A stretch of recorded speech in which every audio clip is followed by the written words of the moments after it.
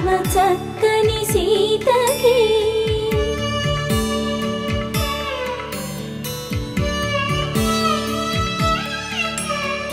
ఎర్ర జాబిలి చేయి రాముడేడని అడుగుతుంటే